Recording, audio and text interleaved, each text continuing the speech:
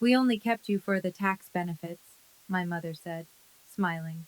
At my 25th birthday dinner, in the middle of a crowded restaurant on a Friday night. 6 words. That's all it took to demolish 25 years of everything I thought I knew. But here's the part my mother didn't know.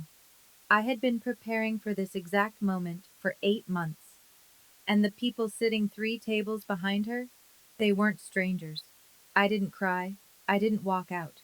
And I reached into my bag and pulled out an envelope, and everything inside that restaurant changed. But to understand why, you need to hear the whole story. Before I go on, if this story connects with you, take a second to like and subscribe, and drop your location and local time in the comments. I love knowing where you're listening from. I'm Paige. I'm 25. I live in one of those small towns where everybody knows your name and your parents' version of the truth. Now let me take you back 8 months to the night I found a folder that was never meant for my eyes. 8 months before that dinner, I'm on my hands and knees in my parents' basement sorting boxes. Lorraine, my mother, asked me to clear space for my cousin Brittany's things. Brittany's moving back to town after a breakup, and apparently the basement needs to be spotless by next week. Lorraine didn't ask nicely. She never does. She just left a sticky note on my apartment door. Basement, Saturday, don't forget. So here I am, covered in dust, dragging cardboard boxes across the concrete floor. Most of it is old Christmas decorations and Glenn's fishing gear. But tucked behind the water heater, I find a box sealed with packing tape, Lorraine's name written across the top in faded marker. I shouldn't open it. I open it. Inside, a manila folder. And inside that folder, my entire life rearranges itself. An official adoption certificate.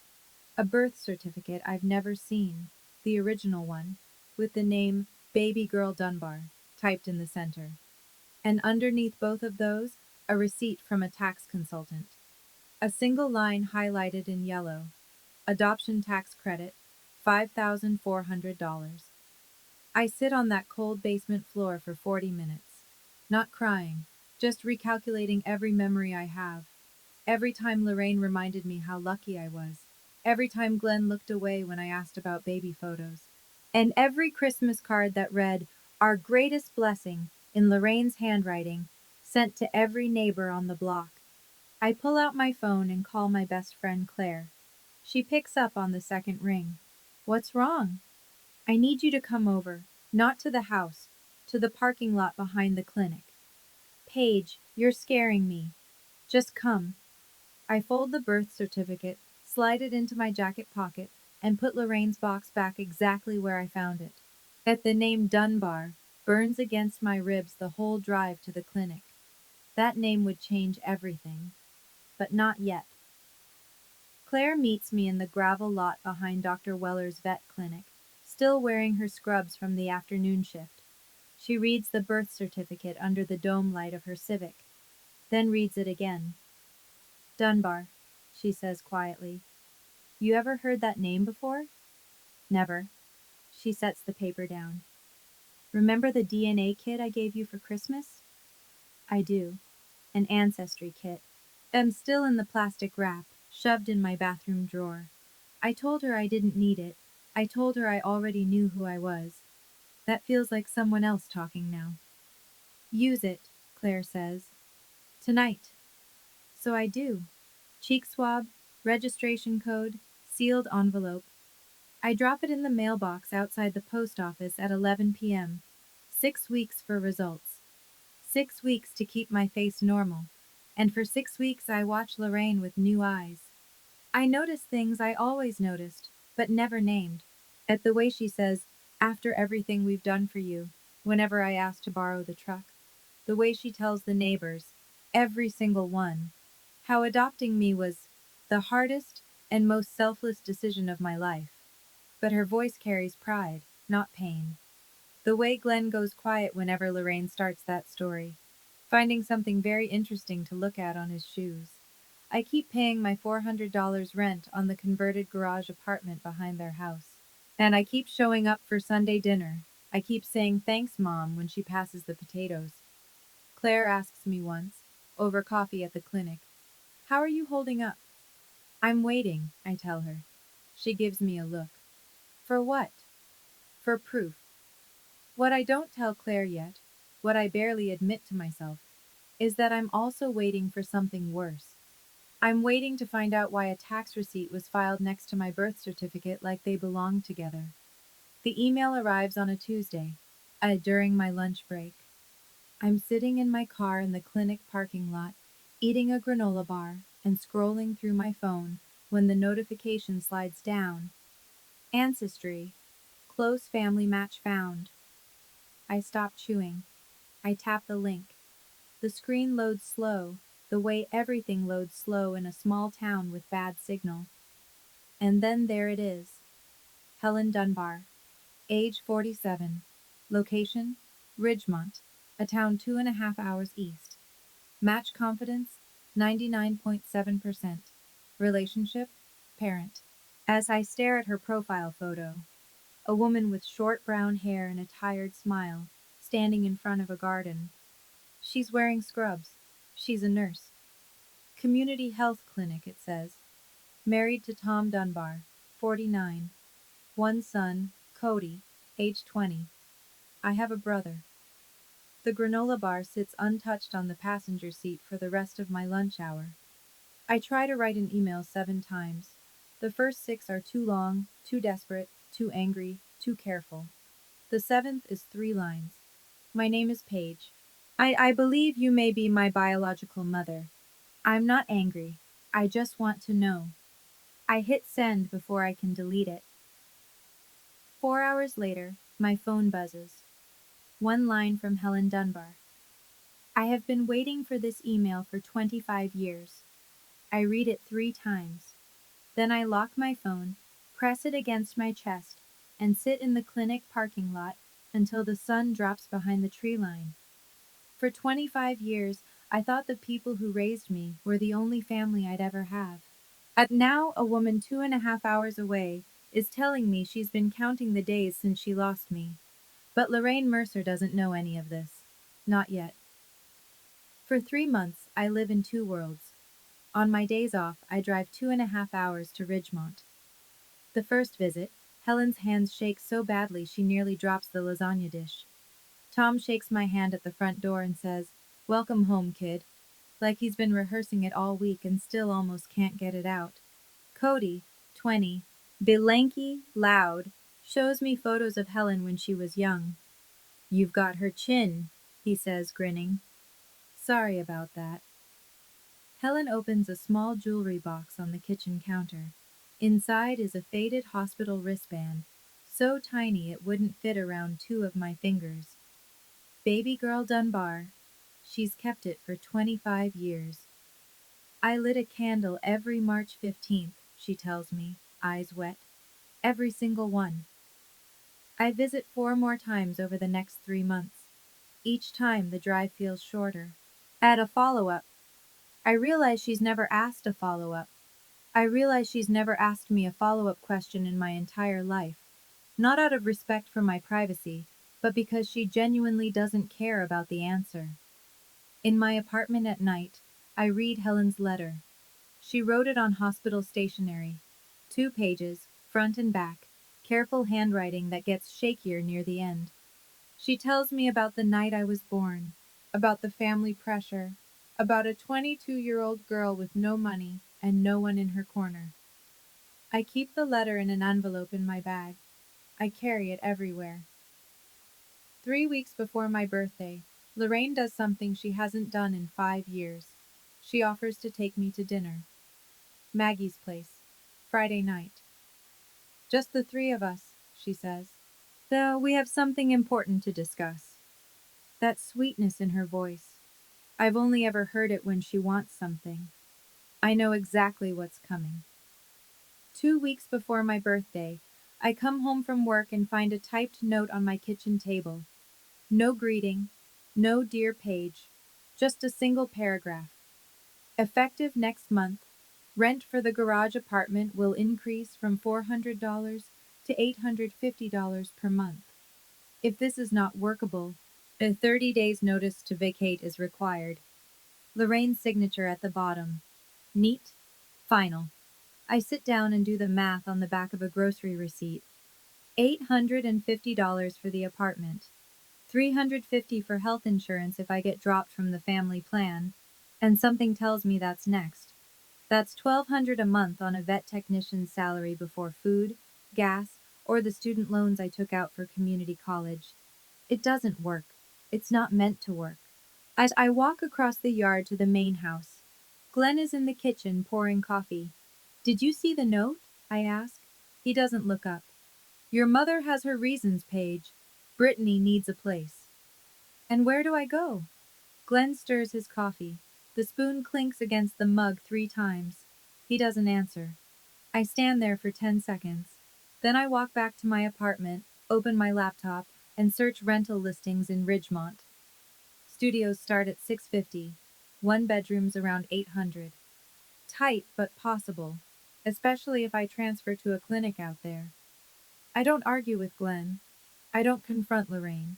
Not because I can't, because there's a difference between reacting and being ready, and I learned that difference the night I found a tax receipt filed next to my birth certificate.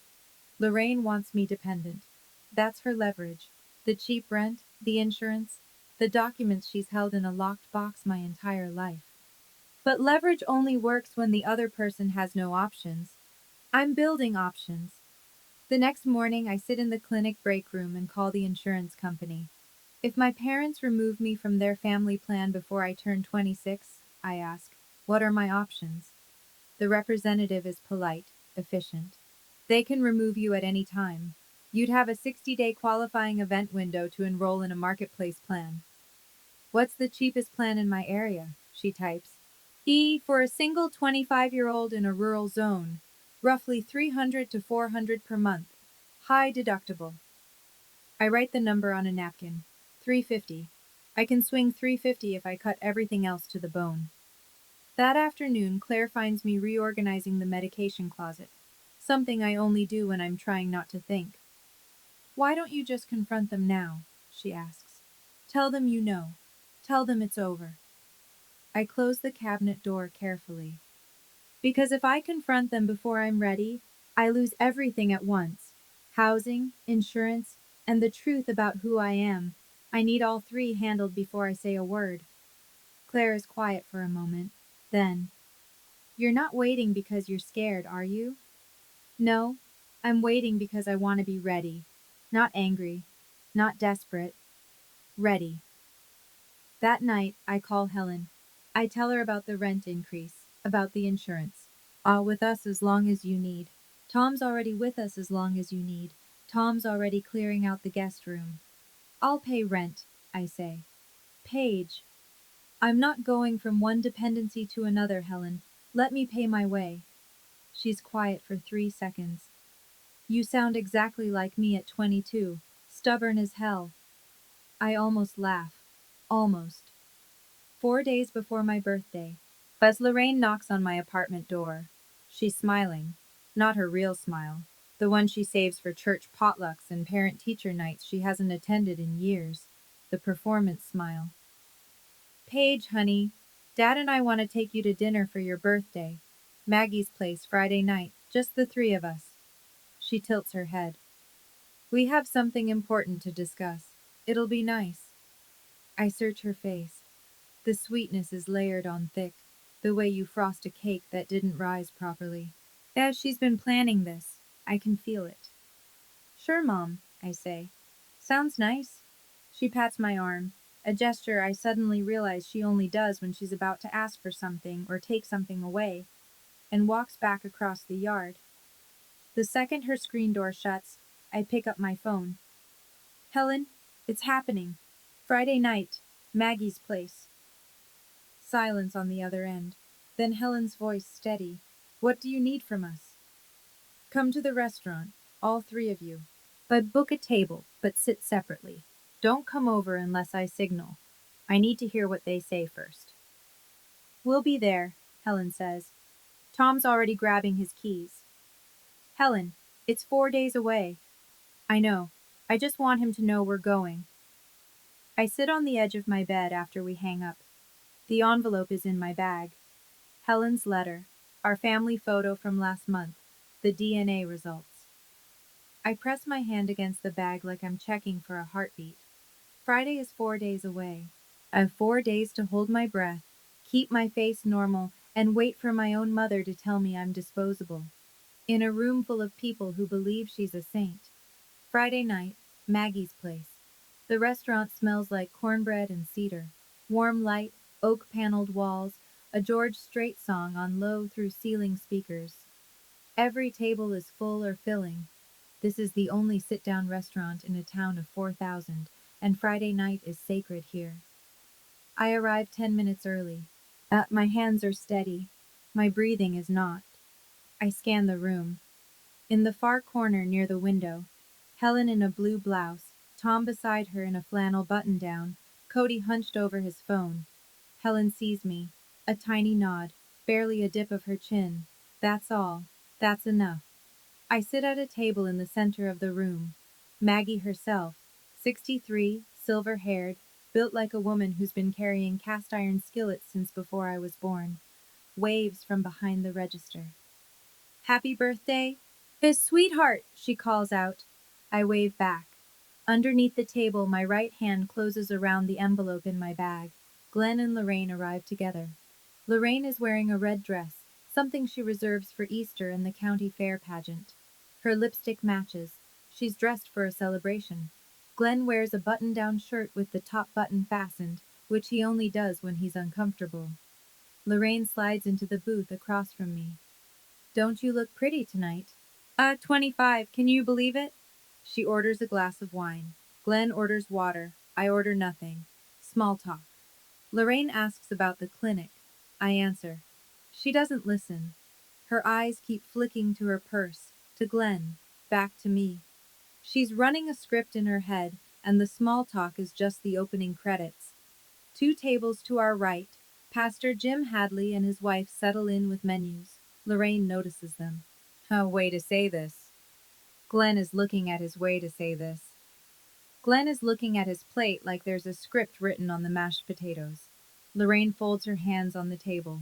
Practiced, almost pastoral. You're adopted, she says. We took you in when you were 3 days old. I don't react. Not because I'm acting. That's because I've already lived through this moment, 8 months ago, on a basement floor. Lorraine reads my silence as shock. She keeps going. We kept you because, honestly, the tax situation made it work for us. The credits, the deductions, it helped us get through some very rough years. She pauses. A small, closed-mouth smile. But now you're 25. The benefits ended. And frankly, Paige, we've done our part. The words hang in the air like smoke. At the next table, as a woman's fork stops halfway to her mouth, Glenn clears his throat. We've consulted a lawyer about formalizing the separation, legally. You have 30 days to move out of the apartment, Lorraine adds, reaching into her purse. She pulls out a folded sheet of paper, the same clinical tone as the rent notice. Brittany needs it. She slides the paper across the table. I don't look at it. I look at Lorraine, straight into her eyes, and I hold that gaze for 5 full seconds, long enough that she shifts in her seat. Is that all? I say. The words come out quieter than I expected. Not hurt, not angry, just clear. Lorraine blinks. The smile falters. She wasn't expecting that. She was expecting tears, maybe begging. Something she could manage. Something she could pat on the head and walk away from feeling righteous. What do you mean, is that all? She says. I don't answer. Not yet. That's because the next thing I say will change everything in this room, and I need her to feel the silence first. Lorraine doesn't like silence. She never has. Silence is a space she can't control, and Lorraine Mercer needs to control every room she enters. I know this is hard, she says, leaning forward, but it's better you hear it from us than find out some other way. How generous of you, I say. Her jaw tightens. Don't get sarcastic with me. We raised you. We fed you. Oh, we gave you a roof. For $5,400 a year. The number lands. Lorraine's hand twitches against the table. She didn't expect me to know that figure. Glenn, quietly. This doesn't have to be ugly, Paige. Then why did you bring paperwork to a birthday dinner? He doesn't have an answer for that. Lorraine reaches for her purse again, pulls out a pen, and sets it beside the folded paper. Sign this tonight, she says, and we'll give you the full 30 days. If you don't, it's 2 weeks. Her voice is louder than she intends. 2 tables over, Pastor Jim sets down his fork. At the corner booth, Maggie pauses with a coffee pot in her hand, her eyes moving between Lorraine and me. I look at the pen, then at the paper, then at Lorraine. I'm not signing anything at a dinner table, Lorraine. The name lands harder than the number did. Not Mom. Lorraine. First time in 25 years. Lorraine's mouth opens, closes. Her nostrils flare. And for just a moment, the mask comes down completely. Not sadness, not regret. Irritation. Pure, uncut irritation that I am not following the script she wrote for tonight. She was supposed to deliver the news. I was supposed to cry. She was supposed to comfort me just enough to feel noble. I was supposed to sign. I didn't. Excuse me? Lorraine's voice drops to a hiss. I am still your mother. You just told me you're not. The sentence sits between us like a wall. Then Glenn makes a sound, half cough, half groan, and shifts in his seat. Lorraine's grip on her wine glass tightens until her knuckles go white. I raised you, she says. That makes me your mother. Then why does it feel like a transaction that just expired? Lorraine's eyes dart around the restaurant. She can feel people watching. This was supposed to be contained, quiet, a tidy little handoff. But I'm not cooperating, and Lorraine Mercer cannot stand a scene she doesn't direct. Fine, she says, and her voice shifts, sharper now, the pretense of gentleness falling away. You want the truth? Your real mother was some girl from Ridgemont who couldn't even take care of... Stop. One word, low, clear. I hold up my hand, palm out, and Lorraine actually stops mid-sentence. Not because she respects me, because the look on my face is something she hasn't seen before, and it unsettles her. You don't get to talk about her, I say. Not tonight. And not ever. Her? Lorraine almost laughs. You don't even know her. I don't answer. Instead, I reach into my bag and pull out the envelope, slowly. I set it on the table between us, next to the unsigned paper and the untouched pen. Lorraine stares at it. Plain white envelope, slightly bent at the corner from months inside my bag. What is that? She says. I let the question hang. Glenn leans forward, squinting. Pastor Jim, 2 tables over, has stopped pretending not to listen. As I rest my fingertips on the envelope and wait. Because what's inside this envelope is going to dismantle every story Lorraine Mercer has ever told about herself. And I want her to feel it coming before it arrives. Lorraine can't stand the silence. She never could. Answer me, Paige. What is in that envelope? I say nothing. My fingers rest on it, waiting. And that's when Lorraine makes the mistake I knew she'd make. Because when Lorraine can't control a conversation, well, you away like yesterday's trash. At least you away like yesterday's trash. At least we took you in. At least we gave you something. The table next to us goes silent. I hear a fork hit a plate, not set down, dropped. Pastor Jim turns fully in his chair. Maggie, behind the register, puts down the coffee pot. Glenn reaches for Lorraine's arm. Lorraine, maybe... No. She shakes him off. She needs to hear this. Nobody else wanted you, Paige. She leans in, her voice carrying in that way it does when she's forgotten there are walls. Nobody. I feel the heat rise from my chest to my jaw. Not shame. Something older and sharper. Something that has been building for 8 months, waiting for exactly this line to be crossed.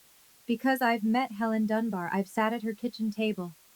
I've read her letter, The one where she describes the night she gave birth alone at 22, while her family pressured her to sign papers she didn't understand. I know who Helen is, and hearing Lorraine call her some druggie in front of 40 people is the one thing I cannot let stand. In the far corner, Helen has heard every word. Tom's hand is on her shoulder. Cody's jaw is clenched. I look at Lorraine. Are you done? I say. She straightens her dress. Yes. And I set it beside my water glass. Second, a $1 bill. I set it beside my water glass. Second, a printed DNA report, 99.7% match. I lay it flat on the table. Third, a photograph, taken last month. Me, standing between a woman and a man, all three of us squinting in the sun, smiling. Real smiles. The kind you can't fake. I set the photo in the center of the table. I facing Lorraine. Funny you should bring up my real mother, I say. Because I found her, 8 months ago. Lorraine's face goes still, not shocked, frozen, like a screen that's crashed but hasn't turned off yet. Glenn pushes back from the table, his chair scraping the floor. Her name is Helen Dunbar. She's a community health nurse in Ridgemont. She's been waiting 25 years to find me. I keep my voice level, every word measured. She didn't throw me away. She was 22, and alone, and her family forced her hand. That's not the same thing as being unwanted. Lorraine looks down at the photograph. She sees me standing between two people she's never met, wearing an expression she's never seen on my face. A daughter who looks like she belongs. That's... You can't... Lorraine starts, but the words tangle. And one more thing, I say. I pause. Not for drama. Because I need this next sentence to land exactly right. They're here. Right now. In this restaurant. Lorraine's head snaps up. Her eyes dart across the room, past the booths, past the bar, past Pastor Jim, searching. Glenn grips the edge of the table like the floor just tilted, and in the far corner, Helen Dunbar sets down her napkin and waits for my signal. Okay, I need to pause the story here for a second because I know what some of you are thinking. Paige, why didn't you just leave months ago? Why wait for their big reveal? Fair question. Honestly? Well, part of me needed to hear it from their mouths, not from a piece of paper in a basement, but spoken out loud with witnesses, because that's the difference between suspecting something and knowing it. Now, what do you think Lorraine did when I said my biological family was sitting in the restaurant? Did she apologize? Did she double down? Did she try to bolt? Drop your guess in the comments. All right, back to Friday night at Maggie's. I turn toward the far corner of the restaurant. I nod once. Helen stands, then Tom, then Cody. 3 people rise from their table and begin walking across Maggie's place. Not fast, not slow, not making a scene. Just walking. The way you walk towards someone you've been looking for your whole life. Helen is in a simple blue blouse, the one she wore the first time we met. Her eyes are red, but her back is straight. Tom is a step behind, solid, quiet, his hand hovering near the small of Helen's back. Cody follows, hands in his pockets, jaw set. The restaurant notices. Conversations thin out, then stop. Silverware goes still. Even the George Strait song seems to pull back, the chorus fading to nothing as Helen crosses the room. Lorraine tracks them like a deer tracking headlights. Helen reaches our table and stands beside me. She doesn't speak. She doesn't need to. She places one hand on my shoulder, warm, steady, deliberate. The hand of someone who's been rehearsing this gesture for 25 years and still almost can't believe she gets to do it. Tom stops just behind Helen, arms at his sides. Cody flanks his mother's other side. Maggie sets down her coffee pot and folds her arms, watching. Pastor Jim has turned completely around in his chair, napkin still tucked in his collar. I look at Lorraine. Lorraine, Glenn. My voice is calm, clear. This is Helen. My mother. The word mother lands like a stone dropped into still water. I watch the ripple cross Lorraine's face. Confusion, recognition, fury, all in the space of a breath. She opens her mouth, but Helen speaks first. I'm not here to cause trouble, Helen says. Her voice is quiet, calm, the voice of a woman who speaks to scared patients all day and has learned that volume never helps. I'm here because my daughter asked me to be. Lorraine stands so fast her chair bumps the table. Then wine sloshes over the rim of her glass and pools on the paper she brought for me to sign. Your daughter?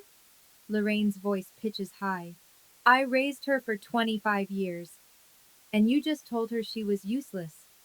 The sentence travels. I hear it land at the next table, at Pastor Jim's booth, at the bar. Maggie's hand rises to her mouth. Lorraine spins toward Glenn. Say something! Glenn opens his mouth, closes it. And his hands are flat on the table like he's trying to keep it from floating away.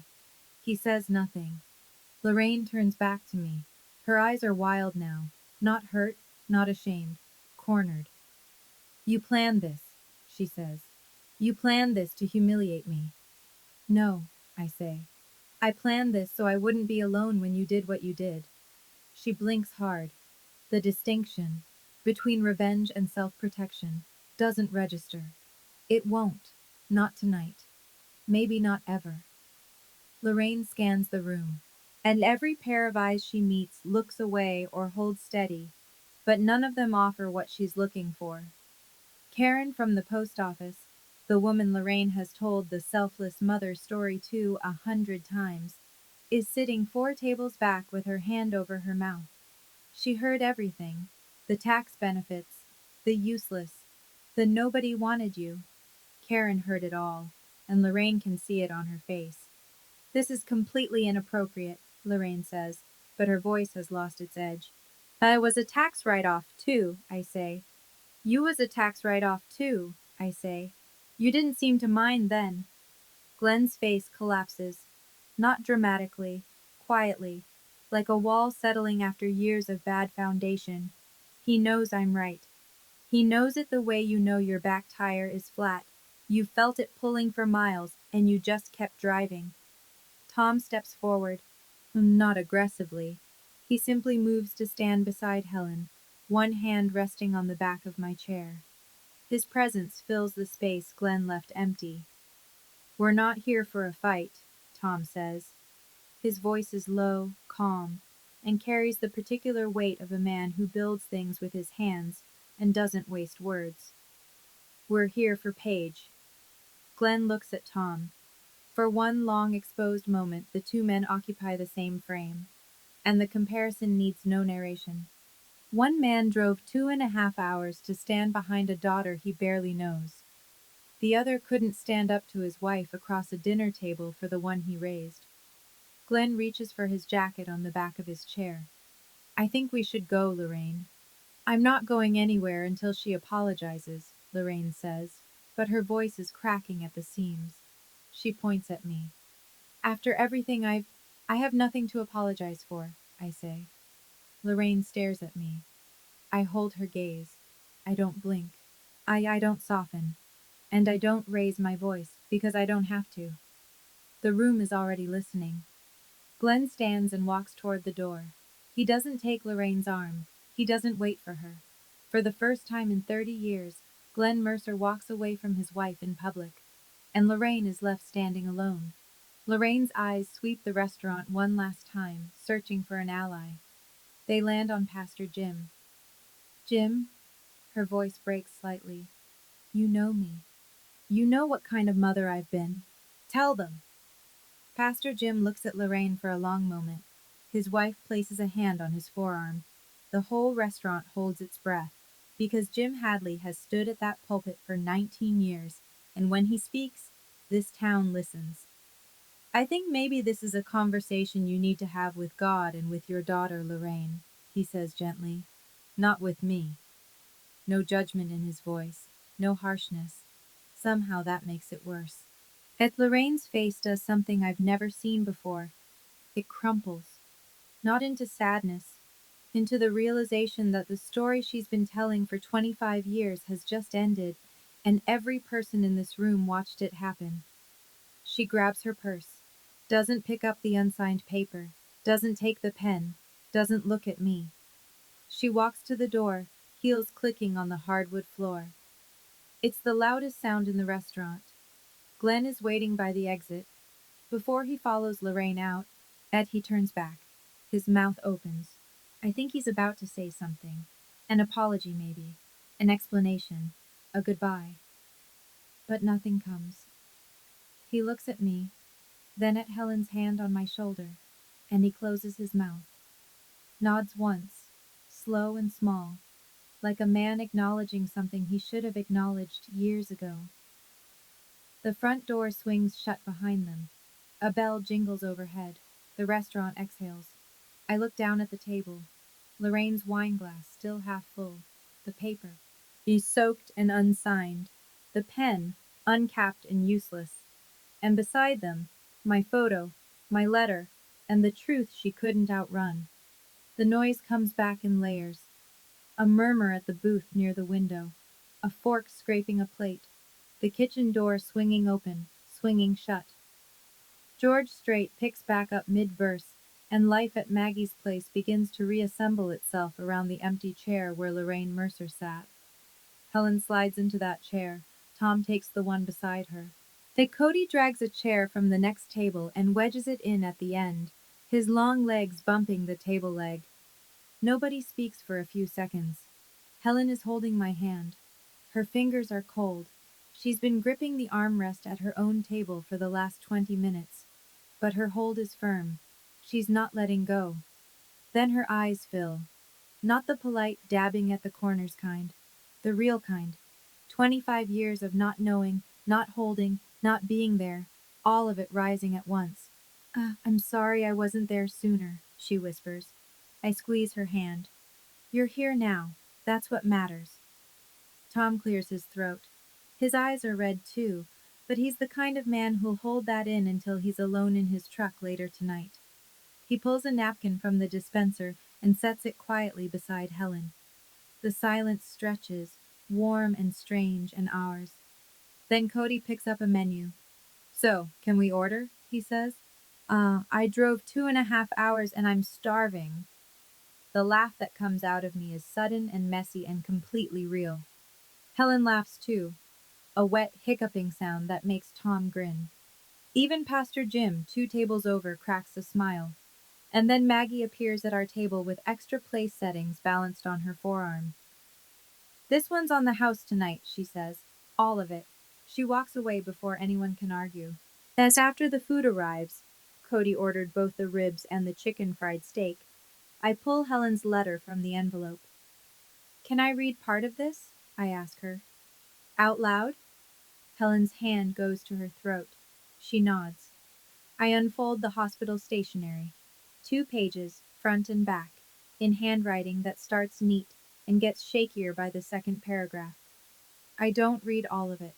Just a piece, the part I think matters most. Helen wrote about the night I was born. A Thursday, raining.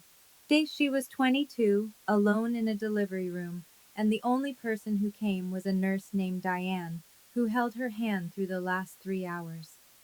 She wrote about the hospital wristband they fastened to my wrist, how she memorized every letter before they took me to the nursery. She wrote about the candles. Every March 15th, I read aloud. I light a candle and I set it on the kitchen windowsill. Tom knows, Cody knows, they never asked me to explain. I have never missed a year. I fold the letter. The table is quiet. Tom is looking at his plate. Cody is looking at his mother. I don't read the rest, because the rest is between Helen and me. About the family who pressured her. About the papers she signed at 22 without anyone explaining what they meant. About 2 decades of guilt that Helen carried like a second skeleton inside her body. But the restaurant has heard enough. That Karen, Lorraine's co-worker from the post office, gets up from her table and walks over. She stands next to me, clutching her napkin. I'm so sorry, Paige, she says. I didn't know. I nod. Thank you, Karen. She goes back to her seat. I watch her pull out her phone and begin typing. By morning, every person in this town will know. The photograph is still lying in the center of the table, beside the pool of Lorraine's spilled wine. Maggie comes by to clear the wet paper and the pen Lorraine left behind. She pauses when she sees the photo, picks it up carefully, tilts it toward the light. Is this your family, honey? She asks. I look at Helen, who is wiping her eyes with the napkin Tom gave her. At Tom, who is quietly cutting Cody's chicken fried steak because Cody already destroyed the ribs and is too proud to ask for help. At Cody, who catches me looking and grins with barbecue sauce on his chin. Yeah, I say. It is. Maggie studies the photo for another moment. Beautiful family, she says softly, almost to herself. She sets it down gently and moves on to the next table. I've been in this restaurant 100 times, maybe more. Every visit, Lorraine would make a point of greeting everyone, the hostess, the regulars, the pastor, and somewhere in the hellos, she'd work it in. Paige is so lucky we took her in. Adoption is the greatest thing we ever did. We gave her everything.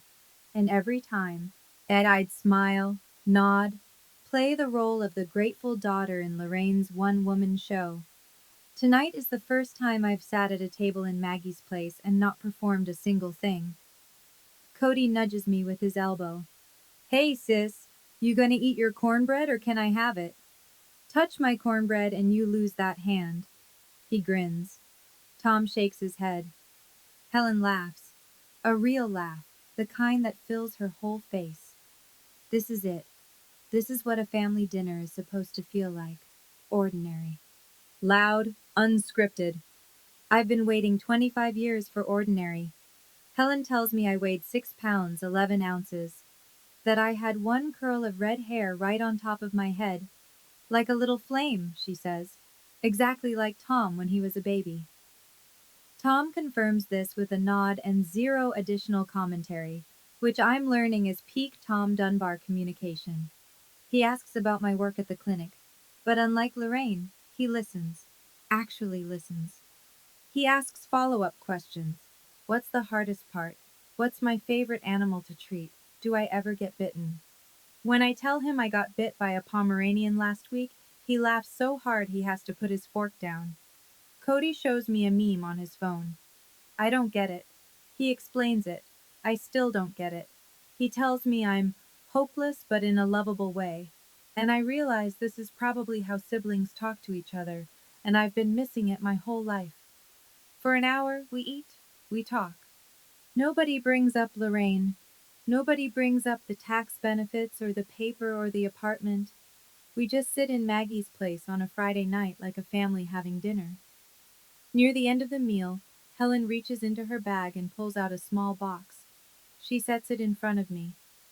I've been carrying this for 25 years, she says. It belongs with you. I open it. Inside, resting on a square of cotton, is a hospital wristband, tiny, faded pink. The ink barely legible. Baby Girl Dunbar. Helen has threaded it onto a simple silver chain. I fasten it around my wrist without a word. The plastic is brittle and light. It weighs almost nothing, but it's the heaviest thing I've ever worn. For 25 years, I thanked the wrong people for keeping me. Tonight, I'm sitting with the ones who never stopped wanting me. I want to step outside the story for a moment, looking back. And I think the hardest part wasn't hearing Lorraine say what she said. It was realizing I had spent 25 years performing gratitude for people who saw me as a line item on a tax return. If you've ever been in a situation where someone held your basic needs over your head, housing, insurance, documents, whatever, and called it love, you know exactly what I mean. Here's my question for you. Why do you think Lorraine chose a public restaurant for this? Was it to keep me quiet? Or to keep herself feeling in control? Let me know in the comments. Okay, let me tell you what happened the next morning. I wake up in the garage apartment for the last time. The ceiling is the same water-stained drywall I've stared at for 7 years. The window looks out onto Lorraine's herb garden, which she planted for the neighbors to admire. not to use. Everything in this room is familiar, and none of it is mine. I pack my life into 4 cardboard boxes. That's all it takes. Clothes, the books, the photo of Helen and Tom, my vet tech certifications, a coffee mug Claire gave me that says, "I'd rather be covered in dog hair." 7 years in this apartment, and my whole life fits in the back seat of a Honda Civic. Claire comes over at 8. She doesn't ask questions. She just starts carrying boxes. At 9, I call the insurance marketplace. Change of address, qualifying life event. New plan effective in 60 days. I write down the confirmation number on the back of a gas station receipt and fold it into my wallet. At 9:30, I walk across the yard to the main house. The lights are off. Lorraine's car is in the driveway, but the curtains are drawn. She's in there, but she doesn't want to see me, and I don't need to see her. I leave the apartment key on the kitchen counter. Next to it, I place the move-out paper, signed, Bet with one line written beneath my signature in blue ink. You don't need 30 days. I'm done today. No letter, no speech, no final scene. Claire and I pull out of the driveway at 10. I don't look in the rearview mirror for the first 3 miles. Then I do. The house is small and getting smaller. I don't cry when I leave. I cry 15 minutes later when the GPS voice says, "You are now entering Ridgemont," and it sounds like the first true thing anyone has told me in years. And the following week, I visit a legal aid office in Ridgemont. Free consultation. The attorney is a woman named Sandra who has a desk covered in family photos and a handshake that could crack a walnut. I tell her everything. She listens with her pen still, which I've learned means she's hearing something that doesn't surprise her. First things first, Sandra says. There is no legal mechanism in this state, or any state, to disown an adult child. That your father was bluffing. She lets that sink in. He may have consulted someone, or he may have just said that to scare you. Either way, there's no paperwork he can file, no petition he can submit, and no judge who would hear it. You are a legal adult. The adoption was finalized 25 years ago. It's done. I feel something loosen in my chest. A knot I didn't realize I'd been carrying since the night Glenn said, "We've consulted a lawyer," in that tight, rehearsed voice. And as Sandra helps me file a request with the county clerk for my original birth certificate and the full adoption record. 3 weeks later, a manila envelope arrives at the Dunbar house. Inside, my birth certificate. The real one, with Helen's name. And in the adoption file, a detail I didn't know. Helen didn't voluntarily relinquish me. Her parents signed on her behalf. She was 22, but at the time in that county, the family had pressured her through a process she barely understood. And no one explained her rights. No attorney represented her. Helen was in the kitchen when I read that page. I didn't show her. Not yet. Some truths need the right moment. That night, I text Glenn. Just one message. The lawyer confirmed there's no such thing as legally disowning an adult child. You know that. I hope someday you think about why you went along with it. He reads it at 9:47 p.m. He never replies. 1 month out. I'm in the guest room at the Dunbar house, paying $300 a month that Helen refuses to cash. So I leave the checks on the kitchen counter, and eventually Tom slips them into the household jar when Helen isn't looking. We have an unspoken system. The new vet clinic in Ridgemont is smaller. Dr. Patel runs a 2-person operation, her and me, and the waiting room smells like wet golden retriever by 9 a.m. every morning. It's perfect. Cody and I watch movies on Saturday nights. He insists on horror, but I insist on anything else. We compromise on action movies and argue about pizza toppings with the kind of passion that only siblings can generate over pepperoni. Helen teaches me her lasagna recipe on a Sunday afternoon. Midway through layering the noodles, she stops and stares at my hands. "You roll your sleeves the same way I do," she says. I look down. She's right. Same fold, same crease, same tuck at the elbow. 25 years apart, and our hands learned the same habit. She doesn't say anything else about it, She doesn't need to. I start looking at apartments in town. 1 bedrooms, 650 to 800. I can make it work with the new job. 2 months, maybe 3, and I'll have my own place. First time in my life. Truly, completely, only mine. In the evenings, I sit on the Dunbar's back porch. The yard runs into a tree line, and if you're quiet, you can hear the creek behind the oaks. One night, Tom comes out and sits in the chair next to mine. And he doesn't say anything. He sets a mug of coffee on the armrest between us and looks out at the same sky. We sit like that for 10 minutes, silent, comfortable. That's what family sounds like when it's real. Sometimes it doesn't sound like anything at all. In a town of 4,000, news doesn't travel. It migrates. Door to door, pew to pew, aisle to aisle at the grocery store. Karen tells her sister. Her sister tells the book club. The book club tells the PTA. Within 48 hours, and every living room in town has heard some version of what happened at Maggie's place. Sunday morning, Lorraine walks into church. The pews around her usual spot are emptier than normal. Not dramatically, just enough. One family shifted left. Another arrived early and sat further back. Small adjustments, polite distances, the way a small town says we know without saying a word. Pastor Jim's sermon that morning is about stewardship. He doesn't mention Lorraine by name. He doesn't need to. There's a difference, he says from the pulpit, between raising a child and owning one. Lorraine doesn't come back the following Sunday. On Monday, she posts on Facebook. A single line. Sometimes being a parent means making the hardest decisions for your children's own good. She gets 3 likes, 47 comments, and not the kind she wanted. What decisions, Lorraine? We heard what happened at Maggie's. Is it true about the tax credits? She deletes the post within 2 hours. Claire tells me all of this over the phone, piece by piece, like a weather report from a town I no longer live in. They voted her off the church bazaar committee, Claire says one evening. Who told you? Maggie. She heard it from Jim's wife. I nod, even though Claire can't see me. I don't feel victorious. I don't feel vindicated. I feel something quieter than that, like watching a house you built burn down and realizing it was never structurally sound to begin with.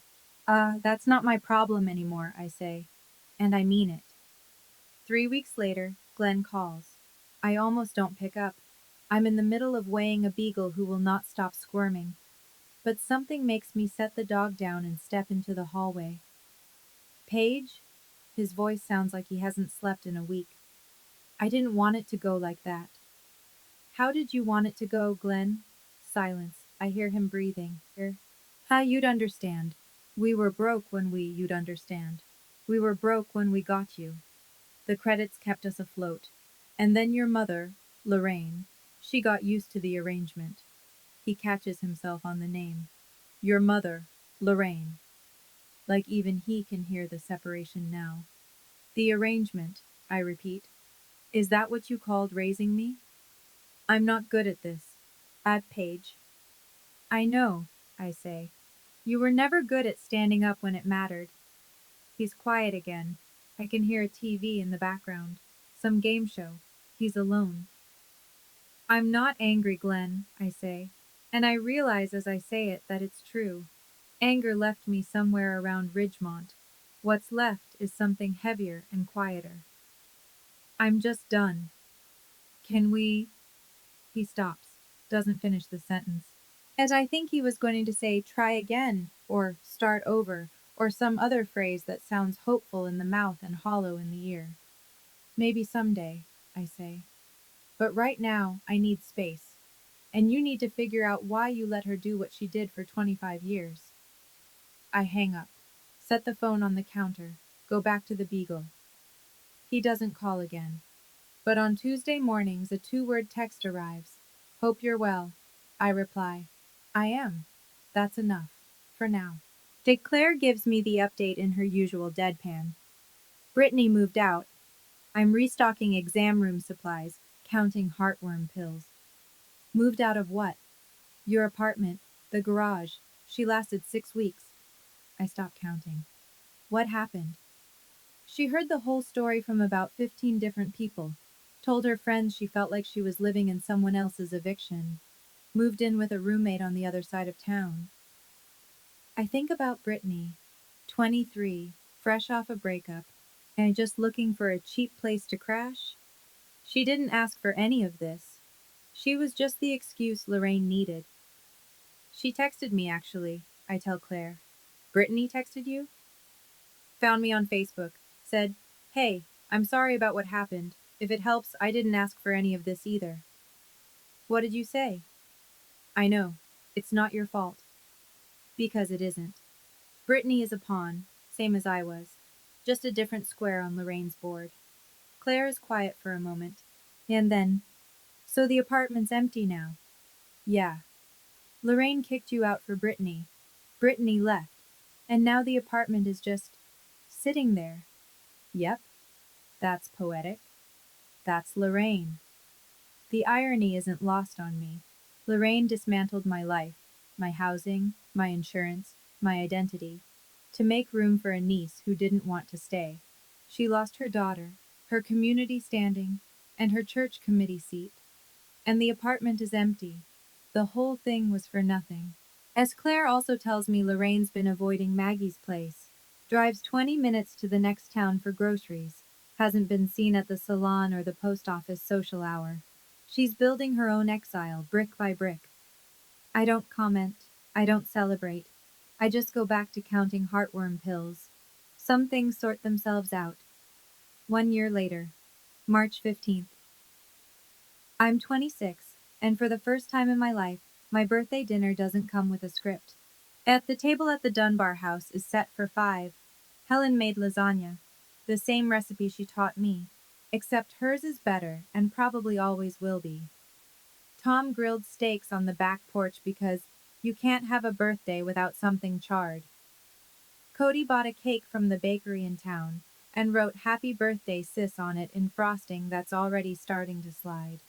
Claire drove 2.5 hours to be here. She walks in with a bottle of wine and a card that reads, "Sa to the only coworker I'd commit a felony for." No envelope on this table. No unsigned papers. No pen. No exit strategy disguised as a celebration.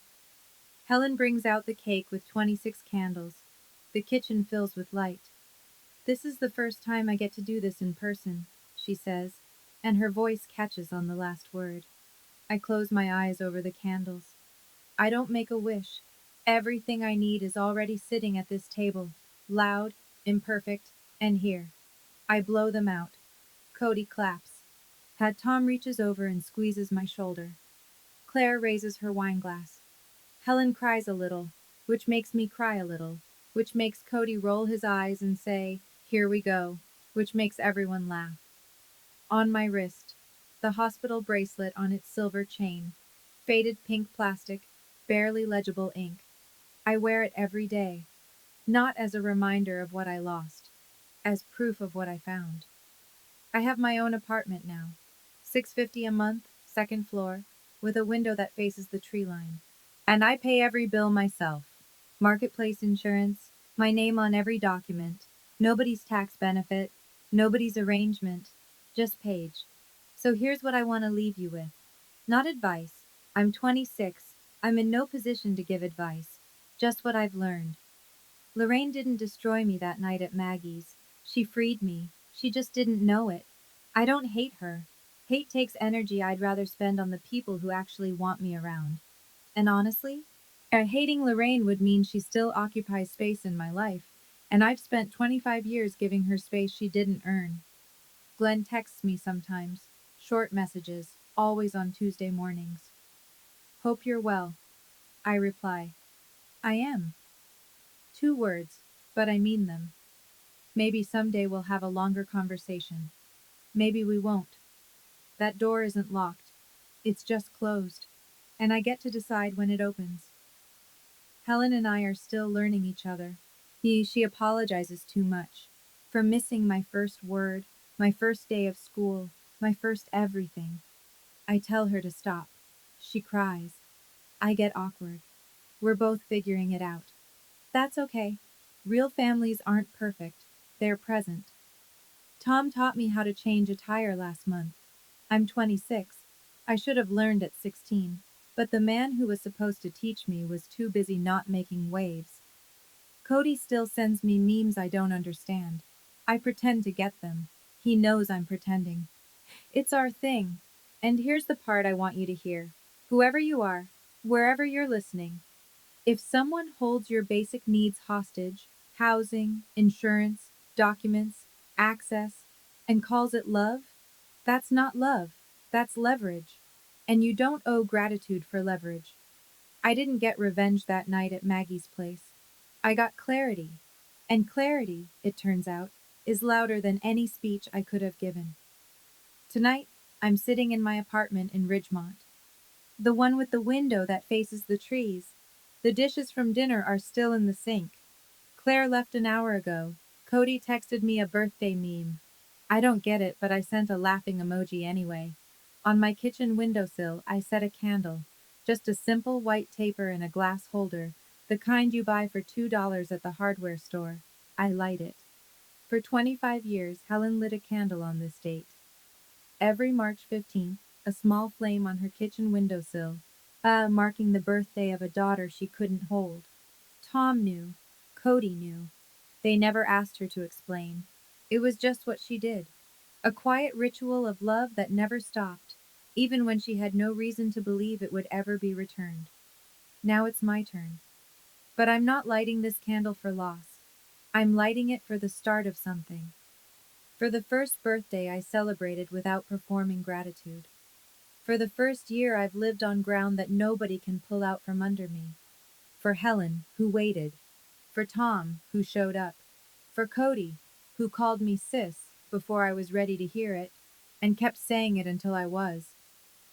I look at the candle, at the hospital bracelet on my wrist, at the photo on my bookshelf, the one from last month, all 5 of us crammed onto the Dunbar's back porch, nobody looking at the camera, everyone laughing at something Cody said. I spent 25 years being someone's tax benefit, now I'm just someone's daughter. And that's more than enough. The flame flickers once, then holds steady. So do I. That's my story. Thank you for staying until the end. It means more than you know. If this hit close to home, or if you've ever been in a situation where someone used your needs against you and called it love, I'd love to hear about it in the comments. You don't have to share names, just the moment you realized enough was enough. And if you want more stories like this, there's one in the description that I think you'll really connect with. Hit subscribe so you don't miss it. I'll see you in the next one. Take care of yourselves, and take care of your boundaries.